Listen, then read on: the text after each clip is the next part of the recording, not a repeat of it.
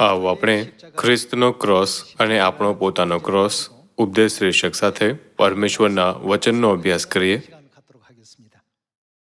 ઈશુએ આપણને આપણો ક્રોસ ઉઠાવવાની અને તેમની પાછળ ચાલવાની આજ્ઞા આપી.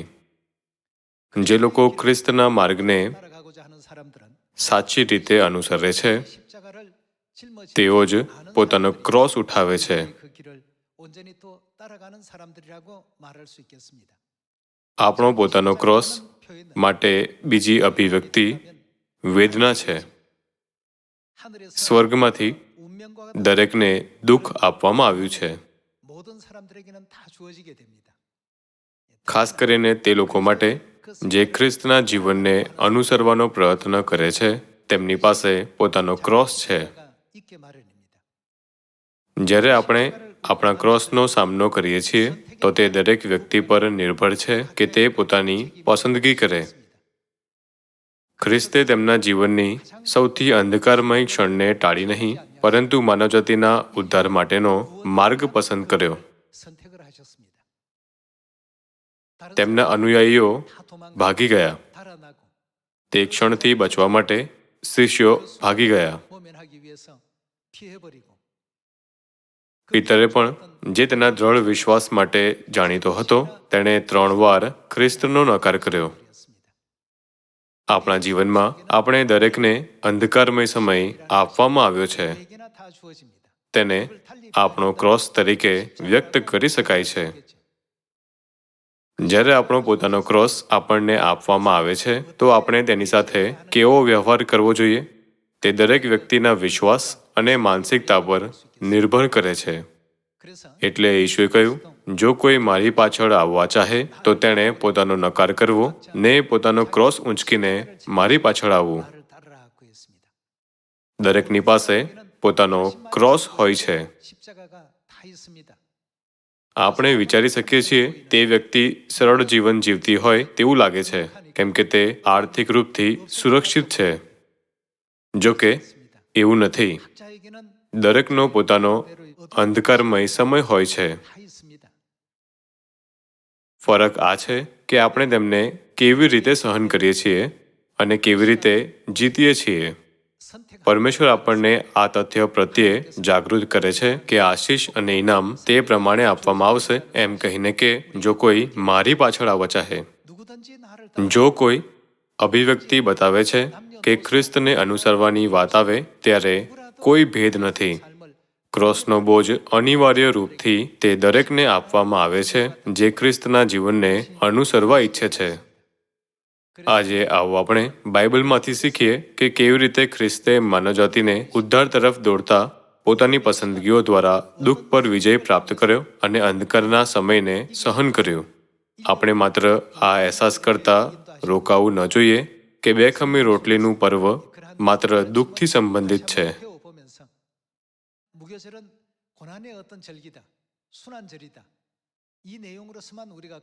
આ સ્પષ્ટ છે કે પરમેશ્વરે આપણને મહત્વપૂર્ણ શિક્ષાઓ પ્રદાન કરવા માટે આ પર્વ આપ્યો છે. મારું માનવું છે કે અંધકારમય સમય આવે ત્યારે પણ આપણે પરમેશ્વરની પડખે ઊભા રહેવું જોઈએ, પરમેશ્વરના દ્રષ્ટિકોણના આધારે પસંદગી કરવી જોઈએ અને તેમના માર્ગનું પાલન કરવું જોઈએ. આવો આપણે બાઇબલમાં જોઈએ કે પ્રેરિત પાઉલે તેના જીવનની અંધકારમય ક્ષણોને કેવી પ્રતિક્રિયા આપી. આવો આપણે પ્રેરિતોના કૃત્યો અધ્યાય 20 જોઈએ.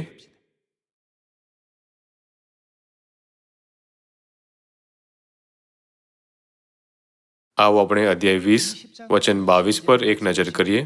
હવે જુઓ, હું આત્માના બંધનમાં યરૂશલેમ જાઉં છું. ત્યાં મારા પર શું શું વીતવાનું છે એ હું જાણતો નથી. માત્ર હું એટલું જ જાણું છું કે દરેક શહેરમાં પવિત્ર આત્મા મને એવી સાક્ષી આપે છે કે બંધનો તથા સંકટો તારી રાહ જુએ છે. તે સમયે પાઉલની કેદ અને સંકટો તેની રાહ જોતા હતા. આવો આપણે વચન 24 જોઈએ. પણ હું મારો જીવ વહાલો ગણીને તેની કંઈ પણ દરકાર કરતો નથી, એ માટે કે મારી દોડ અને ઈશ્વરની કૃપાની સુવર્તાની સાક્ષી આપવાની જે સેવા પ્રભુ ઈશુ પાસેથી મને મળી છે તે હું પૂર્ણ કરું. કૃપયા આ પર નજીકથી એક નજર નાખો કે પ્રેરિત પાઉલે તેના જીવનની સૌથી અંધકારમય ક્ષણો પર કેવી પ્રતિક્રિયા આપી અને તેણે પોતાના મૃત્યુને પહેલાથી જ જોઈને કયો માર્ગ પસંદ કર્યો. 순간에 어떻게 반응하고 또 어떤 길을 선택했는지 પ્રેરિતોના કૃત્યો અધ્યાય 20 વચન 24માં પાઉલે કહ્યું કે જ્યારે સુવાર્તાની સાક્ષી આપવાની વાત આવી તો તેણે પોતાના જીવનને કોઈ મૂલ્ય આપ્યું નહીં. 하였더라고 했습니다. 쉽게 તેણે પોતાના જીવના જોખમ પર પણ સુવાર્તા પ્રચાર કરવામાં પોતાને સમર્પિત કરી દીધો. 했습니까? આવો આપણે અધ્યાય 21 વચન 10 પર એક નજર કરીએ. ત્યાં અમે ઘણા દિવસ રહ્યા. તે દરમિયાન આગાબાસ નામે એક પ્રબોધક યહૂદિયાથી આવ્યો. 우리에게 와서 તેણે અમારી પાસે આવીને પાઉલનો કમરબંધ લીધો 자기의 수 અને તેનાથી પોતાના હાથ પગ બાંધીને કહ્યું, 성령 પવિત્ર આત્મા કહે છે કે જે માણસનો આ કમરબંધ છે 같이 તેને યરૂશલેમના યહૂદીઓ આવી રીતે બાંધીને વિદેશીઓના હાથમાં સોંપશે. એ સાંભળીને અમે તથા ત્યાંના લોકે પણ તેને યરૂશલેમ ન જવાની વિનંતી કરી. ત્યારે પાઉલે તેમને ઉત્તર આપ્યો, તમે શું કરવા રડો છો અને મારું દિલ દુખાવો છો? હું તો એકલો બંધાવાને નહીં પણ પ્રભુ યીશુના નામની ખાતર યરૂશલેમમાં મરવાની પણ તૈયાર છું. 뿐 아니라 예루살렘에서도 죽을 것도 각오하였노라고 했습니다. 자, આ રીતે જ્યારે આપણે પાઉલના જીવનને જોઈએ છીએ તો આપણામાંના દરેકની પાસે પોતાનો ક્રોસ છે. પાઉલને પણ આવા બધા ક્રોસને 십자가를 짊어지는 સહન કરવા પડ્યા. 상황입니다만 ખ્રિસ્તના જીવનને જોઈને પાઉલ જે ખૂબ પ્રેરિત થયો હતો, ખ્રિસ્ત વિશે પ્રચાર કરવાનો પ્રયત્ન કરતા 예루살렘으로 મરવાના સંકલ્પ સાથે યરૂશલેમ ગયો. 증거하고 전파하기에 이와 같이 노력했고 힘을 썼습니다. આ હંમેશા આપણે દરેકે નક્કી કરવું જોઈએ કે આપણા જીવનની અંધકારમય ક્ષણોમાં કેવી પ્રતિક્રિયા આપવી અને શું પસંદ કરવું. 언제나 각자의 몫입니다. આપણે ક્યારેય ન ભૂલવું જોઈએ 영원한 કે આપણી પસંદગીઓ 가져다 줄 수 અનંતકાળની મહિમા તરફ લઈ જઈ શકે છે 영원한 અથવા આપણને નરકમાં ખેંચી શકે છે. 이와 같은 상황이라는 것을 우리가 한시도 잊어서는 안 되겠죠. પાઉલે પરમેશ્વરના પક્ષમાં ઊભા રહેવાનું અને પરમેશ્વરના માર્ગ પર ચાલવાનું પસંદ કર્યું. તેણે મૃત્યુ, મુશ્કેલીઓ કે સતાવણીની પરવા ન કરી. 그런 것은 조금도 개의치 않았습니다. પ્રેરિતોના કૃત્યો અધ્યાય 20 અને 21માં આપણે પાઉલના જીવનને જોઈ શકીએ છીએ, જે સુવાર્તાનો પ્રચાર કરવાનું શરૂ કર્યાની ક્ષણથી જ તેના માટે મરવા માટે તૈયાર હતો. 확인해볼 수가 있습니다. આવો આપણે 2 કોરિન્થીઓ અધ્યાય 11 વચન 24 જોઈએ.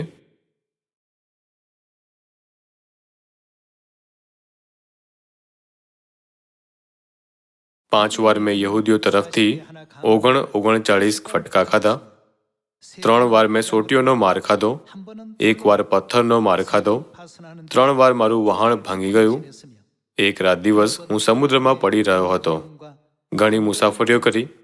નદીઓના વિઘ્નોમાં, લૂંટારાઓ તરફના, સ્વદેશીઓ તરફના, પરદેશીઓ તરફના, શહેરમાંના, જંગલમાંના, સમુદ્રના તથા દોડઘાલુ ભાઈઓ તરફના જોખમો વેઠ્યા.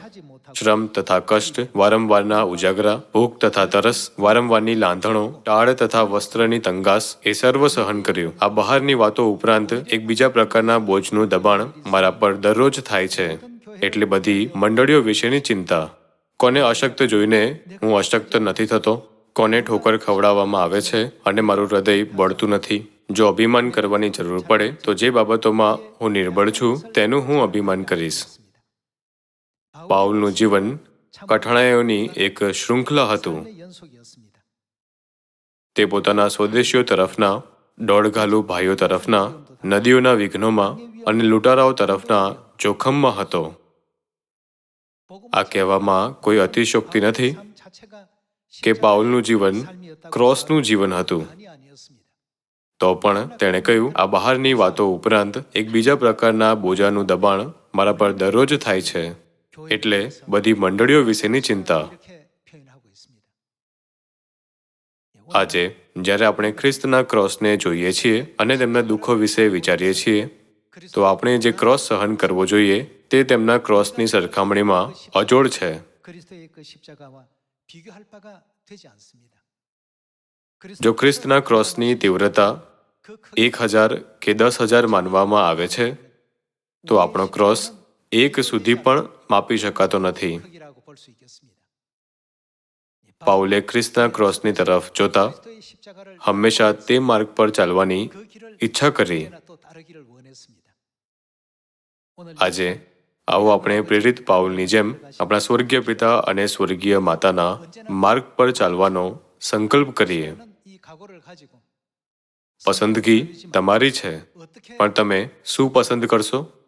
દરેક વ્યક્તિ, જેમાં તે લોકો પણ સામેલ છે જે સત્યમાં નથી, મુશ્કેલીઓ અને અંધકારમય સમયનો સામનો કરે છે. પણ આપણે જે પસંદ કરીએ છીએ તેના આધારે એવા પરિણામો હોઈ શકે છે જે પરમેશ્વરને પ્રસન્ન કરે છે અને જે નથી કરતા. 못한 결과도 발생할 수가 있습니다.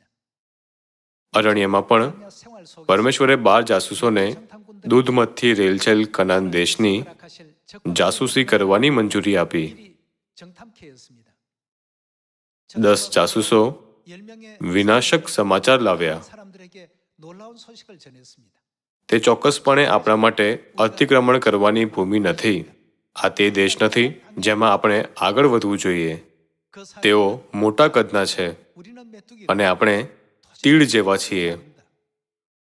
그리고 યરીખો 가지고 있는 એક અતૂટ કિલ્લો છે. 난공불락의 어떤 요새와도 같아. 그 જો આપણે બધા ઇઝરાયલીઓ પર તેમની અસરને ધ્યાનમાં લઈએ 바라보게 된다면 તો તેમણે 굉장히 ખૂબ જ ખોટી પસંદગી કરી. 이들 તેમણે ઇઝરાયલીઓમાં 하나님에 대한 પરમેશ્વર પર વિશ્વાસ જગાડવો જોઈતો હતો, 탐꾼들이 પણ તેના બદલે 어떤 입장에서 તેમણે નકારાત્મક અહેવાલ દ્વારા 백성들에게 લોકો પર બોજ નાખ્યો. 그런 결과를 초래했습니다. બધા લોકો આખી રાત રડ્યા અને પરમેશ્વરની વિરુદ્ધ ફરિયાદ કરતા કહ્યું, 또 애굽 તમે અમને મિસરથી બહાર 애굽에 놓지 અરણ્યમાં 왜 이렇게 이끌어 મરવા માટે કેમ લાવ્યા? 그래서 이렇게 다 죽게 만들었냐 કનાન પર વિજયના ઇતિહાસમાં 있어서 અરણ્યમાં ઇઝરાયલીઓનું 40 વર્ષનું જીવન આપણને ઘણા પાઠ શીખવે છે. જે ક્રોસ તેઓ ઉઠાવવાના હતા તેને ઉઠાવવાના બદલે 그 내용을 10 જાસૂસોએ લોકોને પરમેશ્વર વિરુદ્ધ ફરિયાદ કરીને ખોટું વલણ બતાવ્યું. 그렇게 이끌었던 이 잘못된 시각을 10명의 정탐꾼들은 보여주었던 것입니다. કૃપયા તે ક્રોસ વિશે વિચારો જે ખ્રિસ્તે ઉઠાવ્યો હતો અને તે ક્રોસ વિશે વિચારો જે આપણે ઉઠાવવો જોઈએ. ઈશુએ કહ્યું કે સૌથી પહેલા જો આપણે ખ્રિસ્તી બનવા ઈચ્છીએ છીએ તો આપણે પોતાનો ક્રોસ જાતે ઉઠાવવો જોઈએ. આવો આપણે માથી અધ્યાય 16 જોઈને તેની ખાતરી કરીએ. 하겠습니다.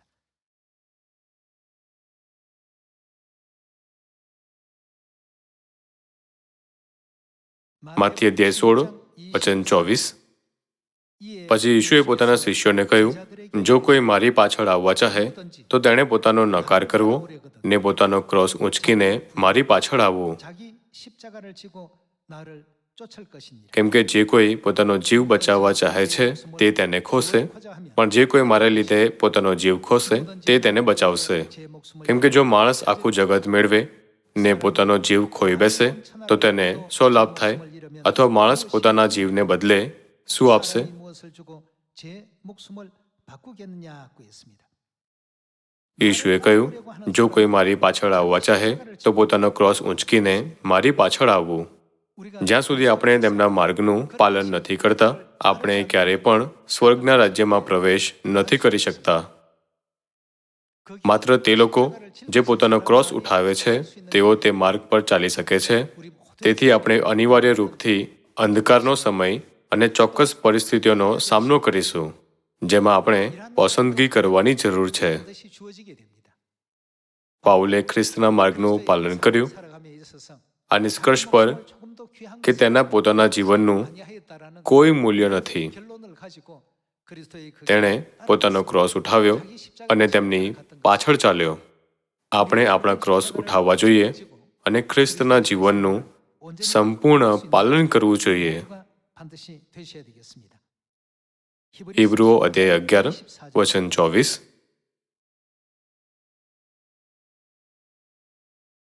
આવો આપણે અધ્યાય 11 વચન 24 પર એક નજર કરીએ. વિશ્વાસથી મૂસાએ મોટા થયા પછી ફારૂનની દીકરીનો પુત્ર ગણાવવા ના પાડી. તેણે શું કરવાનું પસંદ કર્યું? પાપનું ક્ષણિક સુખ ભોગવવા કરતાં ઈશ્વરના લોકોની સાથે દુઃખ ભોગવવું તેણે વિશેષ પસંદ કર્યું. મિસરમાંના દ્રવ્ય ભંડાર કરતાં ખ્રિસ્તની સાથે નિંદા સહન કરવી એ સંપત્તિ અધિક છે એમ તેણે માન્યું, કેમ કે જે ફળ મળવાનું હતું તે તરફ જ તેણે લક્ષ્ય રાખ્યું. મૂસાએ પણ ક્રોસનું જીવન પસંદ કર્યું. બાઇબલ આપણને કહે છે કે તેણે પરમેશ્વરના લોકો સાથે ક્રોસનું જીવન અને દુઃખને આ સંસારના ક્ષણિક સુખનો આનંદ માણવા કરતાં વધારે આનંદકારક માન્યું.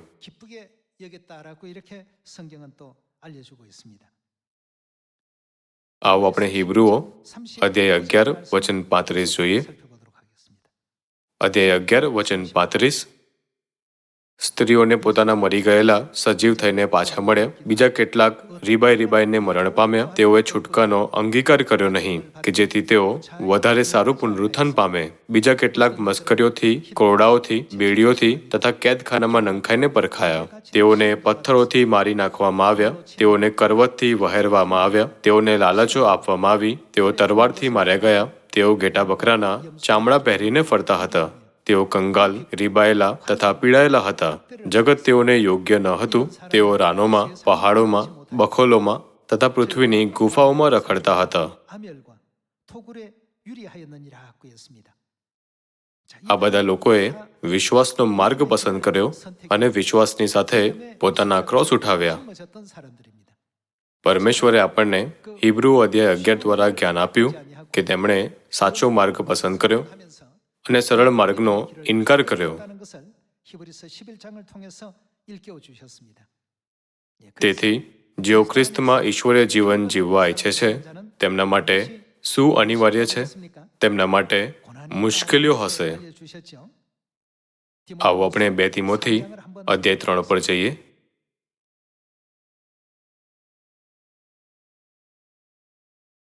આવો આપણે 2 તિમોથી અધ્યાય 3 વચન 10 પર એક નજર કરીએ. પણ મારો ઉપદેશ, આચરણ, હેતુ, વિશ્વાસ, સહનશીલતા, પ્રેમ તથા ધીરજ ધ્યાનમાં રાખીને તથા મને જે સતાવણી થઈ તથા દુઃખો પડ્યા અને અંત્યોખમાં, ઇકોનિયામાં તથા લુસ્ત્રામાં જે સતાવણી મેં સહન કરી તે બધામાં તું મારી પાછળ ચાલ્યો. પણ આ બધા દુઃખોમાંથી પ્રભુએ મને છોડાવ્યો. જેઓ ખ્રિસ્ત ઈશુમાં ભક્તિભાવથી ચાલવા ઈચ્છે છે તેઓ સર્વ પર આપણું શું થશે? સતાવણી થશે જ. જે લોકો ખ્રિસ્તના ક્રોસના જીવનને અનુસરવાનું પસંદ કરે છે તેમના માટે સતાવણી થશે અને દુઃખોનો સમય આવશે. આપણે અંધકારની ક્ષણો પર કેવી પ્રતિક્રિયા આપવી જોઈએ?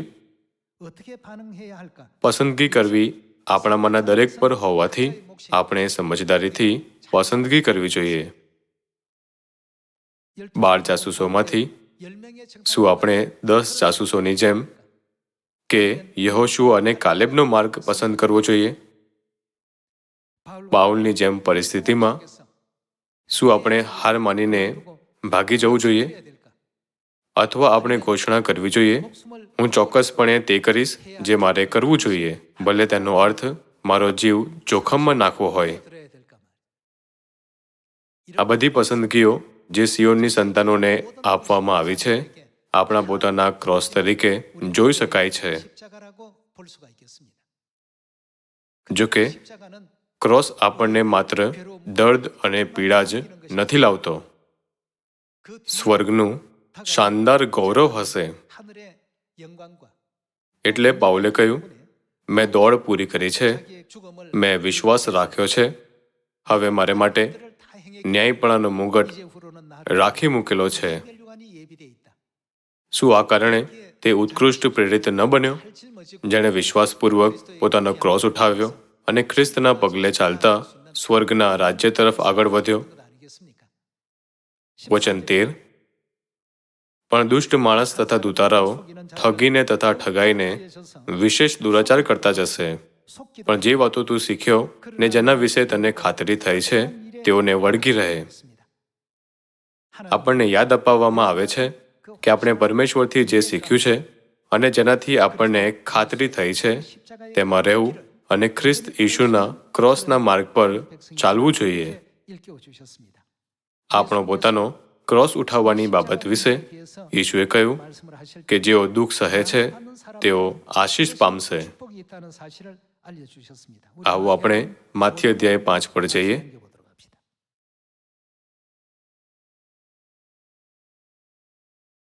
માથ્ય અધ્યાય 5 વચન 10. ન્યાયપણાને લીધે જેઓની સતાવણી કરવામાં આવી છે તેઓને ધન્ય છે. સતાવણી થવાનો અર્થ છે દુઃખ સહન કરવું. તેનો અનુવાદ ક્રોસ ઉઠાવવા તરીકે થઈ શકે છે. આ ભૂંડા માટે નથી પણ ન્યાયપણા માટે છે. ન્યાયપણાને લીધે જેઓની સતાવણી કરવામાં આવી છે તેઓને ધન્ય છે, કેમ કે આકાશનું રાજ્ય તેઓનું છે. જ્યારે લોકો તમારી નિંદા કરશે ને પાછળ લાગશે ને મારે લીધે તમારી વિરુદ્ધ તરે તરેની ભૂંડી વાત અસત્યતાથી કહેશે ત્યારે તમને ધન્ય છે.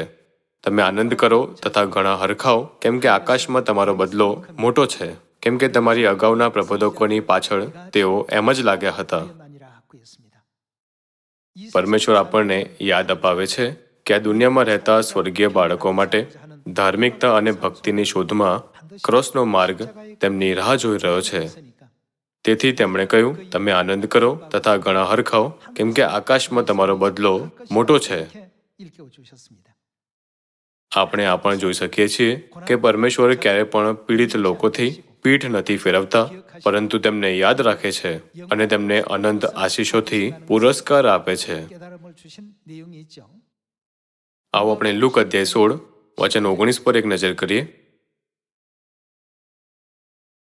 અધ્યાય 16 વચન 19.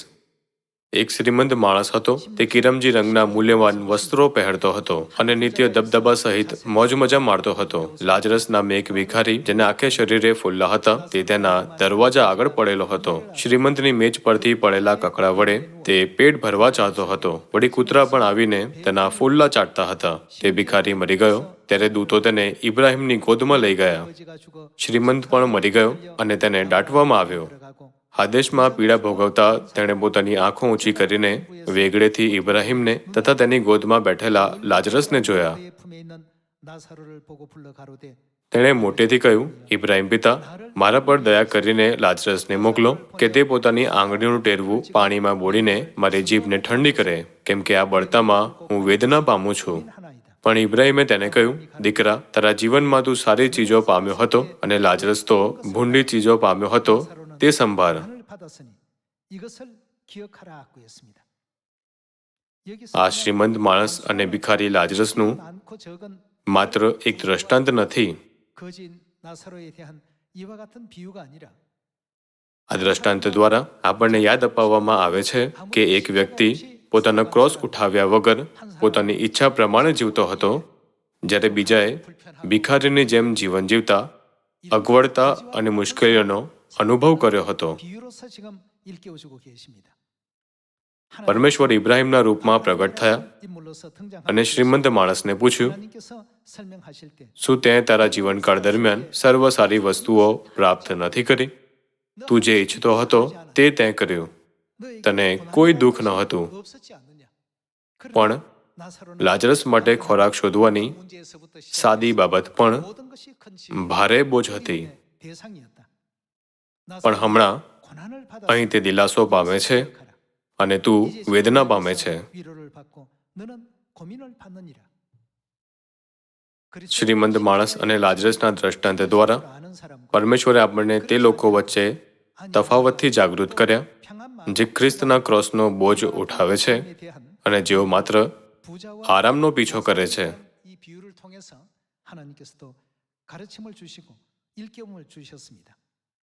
લાજરસે મુશ્કેલીઓનો સામનો કર્યો હોવાથી જ્યારે શ્રીમંત માણસ આ પૃથ્વી પર આરામનો આનંદ લઈ રહ્યો હતો, તેથી તેમણે કહ્યું કે તેમની પરિસ્થિતિઓ આત્મિક ક્ષેત્રમાં તેનાથી વિપરીત હશે.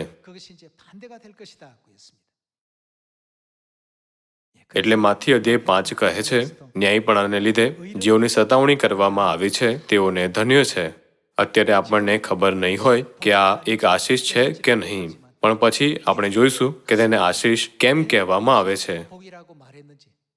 પરમેશ્વર જે આરંભથી અંત જુએ છે, આપણને આવી મૂલ્યવાન શિક્ષાઓ આપવા માટે શરીરમાં આ પૃથ્વી પર આવ્યા. જ્યારે આપણા જીવનમાં અથવા આપણી વિશ્વાસની યાત્રામાં અંધકારનો સમય આવે છે, તો આપણે તેને નકારવો ન જોઈએ. તેના બદલે આપણે વિચારવું જોઈએ, મારે પણ ખ્રિસ્તની જેમ ખ્રિસ્તનો ક્રોસ ઉઠાવવો જોઈએ. પાઉલ, પીતર અને બધા વિશ્વાસના પૂર્વજોની જેમ આપણે આપણા સ્વર્ગીય પિતા અને માતા દ્વારા ઉઠાવવામાં આવેલા ક્રોસના ભારને યાદ રાખવું જોઈએ. શું તે આપણને આ યાદ નથી અપાવતા કે સ્વર્ગનું રાજ્ય તે લોકોનું છે જેઓની ન્યાયપણાને લીધે સતાવણી કરવામાં આવી છે? આવો આપણે રોમનો અધ્યાય 8 વચન 35 પર એક નજર કરીએ. દુઃખના સમયમાં જે લોકો પોતાનો ક્રોસ ઉઠાવે છે અને ખ્રિસ્તના નમૂનાનું પાલન કરે છે, તેઓ આ પ્રકારનો વિશ્વાસ ધરાવી શકે છે. આવો આપણે વચન 35 વાંચીએ. ખ્રિસ્તના પ્રેમથી આપણને કોણ જુદા પાડશે? શું વિપત્તિ કે વેદના કે સતાવણી કે દુકાળ કે નગ્નતા કે જોખમ કે તલવાર? સંસારના દ્રષ્ટિકોણથી જોવામાં આવે તો આ બધી વસ્તુઓ ક્રોસની જેમ દેખાય છે. પણ શું આ આપણને ખ્રિસ્તના પ્રેમથી અલગ કરી શકે છે? પરમેશ્વર આપણને હવે પછીના વચનમાં જવાબ આપશે. વચન 36 લખેલું છે, તારે લીધે અમે આખો દિવસ માર્યા જઈએ છીએ, કપાવાના ઘેટાના જેવા અમે ગણાયેલા છીએ. તો પણ જેમણે આપણા ઉપર પ્રેમ રાખ્યો છે તેમને આશરે આપણે એ બધી બાબતોમાં વિશેષ જય પામીએ છીએ. કેમ કે મારી ખાતરી છે કે મરણ કે જીવન, દૂતો કે અધિકારીઓ, વર્તમાનનું કે ભવિષ્યનું કે પરાક્રમીઓ, ઊંચાણ કે ઊંડાણ કે કોઈ પણ બીજી સૃષ્ટ વસ્તુ, ઈશ્વરનો જે પ્રેમ ખ્રિસ્ત ઈસુ આપણા પ્રભુમાં છે, તેનાથી આપણને તેઓ શું નહીં કરી શકે? જુદા પાડી શકશે નહીં.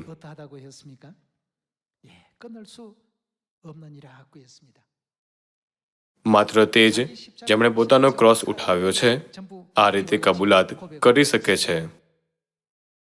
પણ જેઓ પોતાનો ક્રોસ સહન નથી કરી શકતા, તેઓ નાનામાં નાની અડચણથી પણ ફરી જશે. જેમ યોહાન અધ્યાય 6 વચન 66 લખ્યું છે, જે લોકો જતા રહ્યા હતા તેમને જોતા ઈશુએ તેમના શિષ્યોથી વાત કરી, શું તમે પણ જતા રહેવા ચાહો છો? પ્રભુ, અમે કોની પાસે જઈએ? અનંત જીવનની વાતો તો તમારી પાસે છે. જ્યારે પણ થોડી પણ અસુવિધા થતી હતી તો લોકોને તે અંધકારમય સમયને પાર કરવો મુશ્કેલ લાગતું હતું. તે લોકો ઈશુની પાછળ ફક્ત કોઈ પ્રસિદ્ધ વ્યક્તિની પાછળ ચાલવાની જેમ ચાલ્યા અને છેવટે તેઓએ તેમને છોડી દીધા.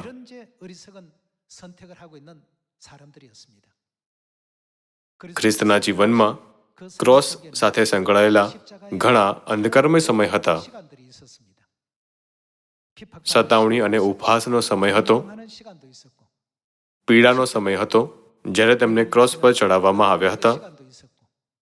તે ક્ષણ જ્યારે તેમનું પિંજર ભાલાથી વીંધવામાં આવ્યું અને તે ક્ષણ જ્યારે તેમને કોરડા મારવામાં આવ્યા. જે લોકો માનતા હતા કે કોઈ પણ વસ્તુ તેમને ખ્રિસ્તના પ્રેમથી ક્યારેય અલગ નથી કરી શકતી, તેમણે વેદના નામનો ક્રોસ ઉઠાવ્યો.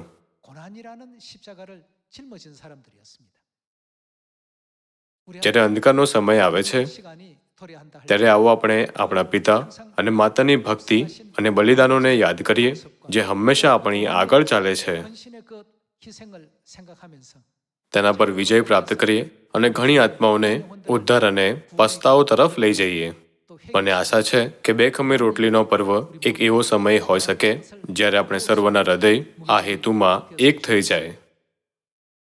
પિતા અને માતા દ્વારા ઉઠાવવામાં આવેલા ક્રોસ ખૂબ ભારે છે.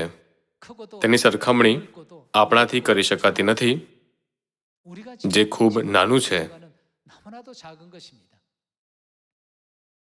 આવો આપણે આપણા નાના ક્રોસથી બોજ ન અનુભવીએ અને ન તો તે માર્ગથી હટીએ જેના પર પિતા અને માતા ચાલ્યા છે. તમને વિશ્વાસના માર્ગ પર ચાલવા માટે કહેતા જે અંત સુધી ટકશે અને વિજય તરફ લઈ જાય છે. હું આજના ઉપદેશને સમાપ્ત કરવા ઈચ્છીશ. 말씀을 마치도록 તમારો આભાર. પરમેશ્વર તમને આશીર્વાદ આપે.